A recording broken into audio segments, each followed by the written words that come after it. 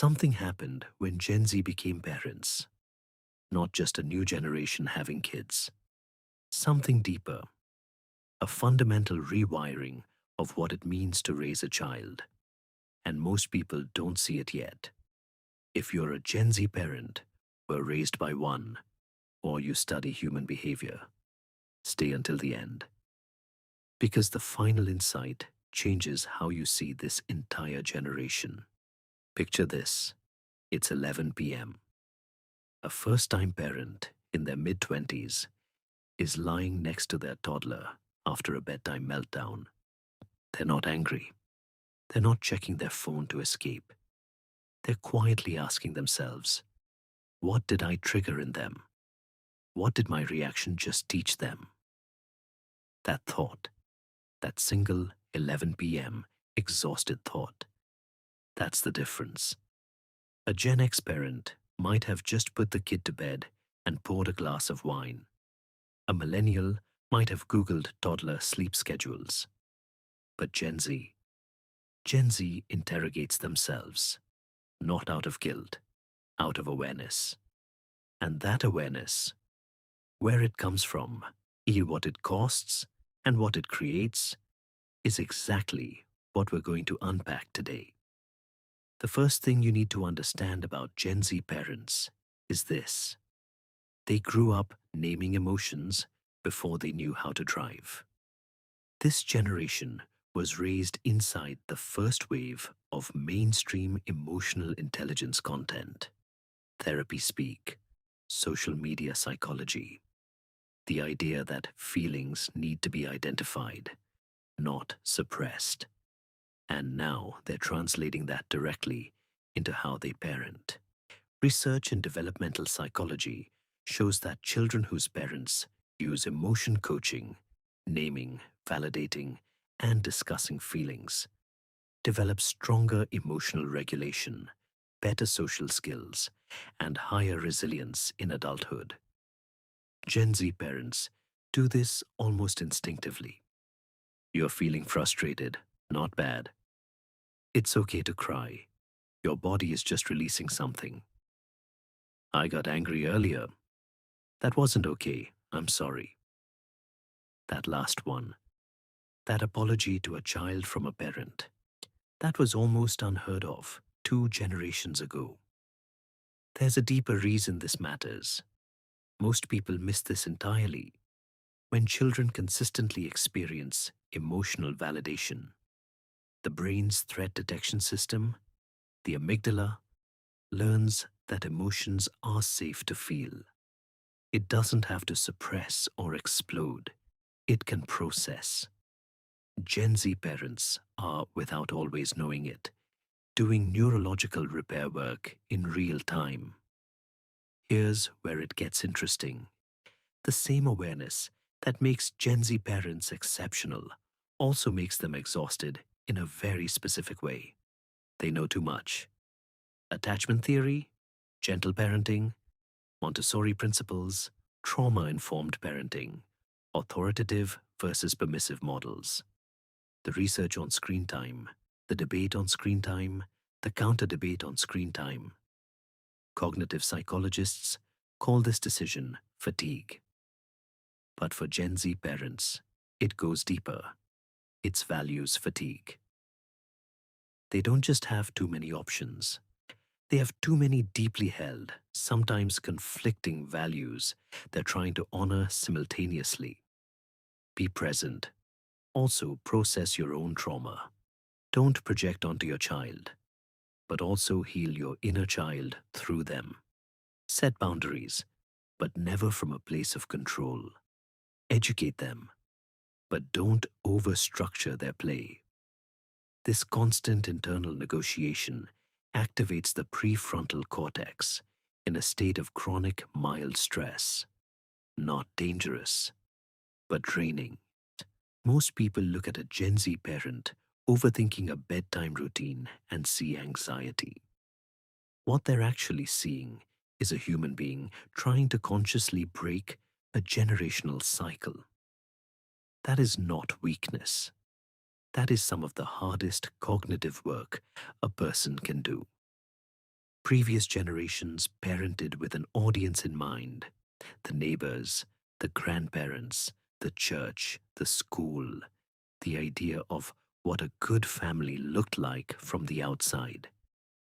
Gen Z parents have largely abandoned that framework, and not out of rebellion, out of psychological exhaustion with it. They watch their own parents perform stability while quietly falling apart. They saw the polished family photos against the backdrop of untreated depression, silent marriages, and emotional unavailability, and they decided, not that. Personality psychology research on authenticity shows that when parents operate from intrinsic values rather than social performance, children develop a more stable internal identity. They learn that who they are matters more than how they appear.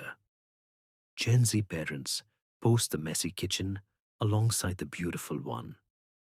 They say, I don't know when they don't know. They cry in front of their kids and explain why.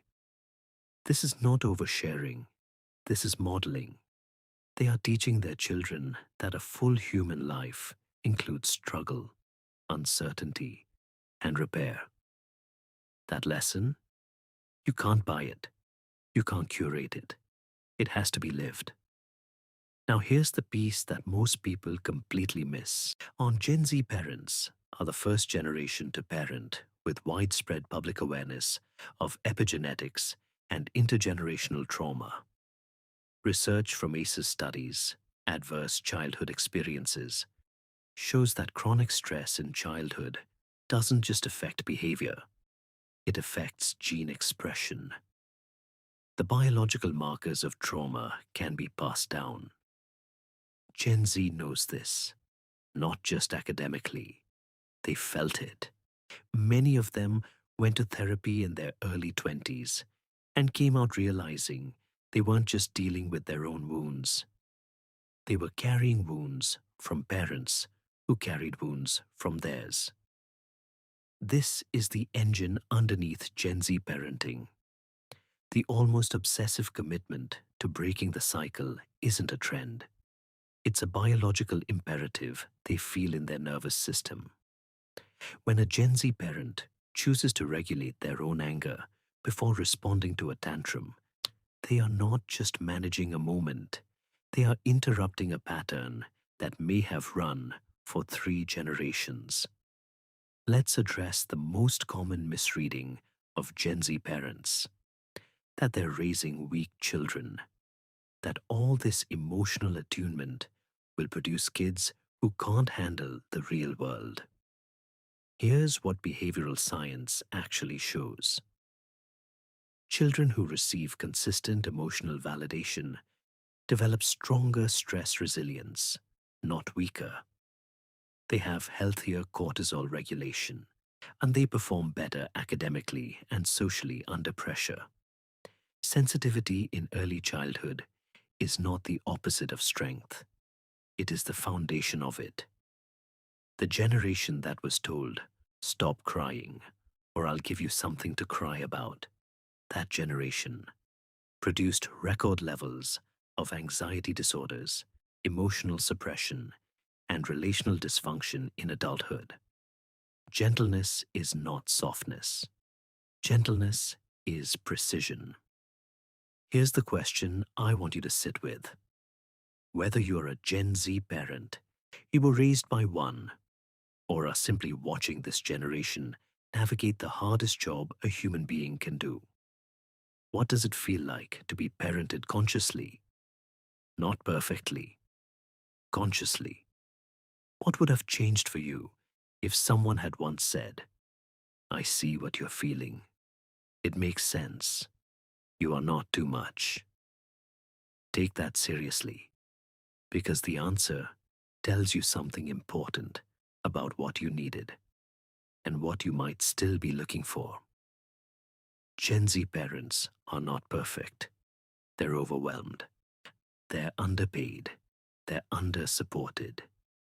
They're parenting in an economy that was not designed for them, with mental health systems still not designed for anyone. But they are doing something that has almost never been done at scale before. They are choosing to be aware, even when awareness is painful. They are choosing repair over repetition, and they are raising the first generation of children who may grow up genuinely believing that their emotions are not a problem to be managed, but a language worth learning. That shift, quiet and invisible, and happening in living rooms and bedrooms right now, may be the most significant psychological revolution of our time.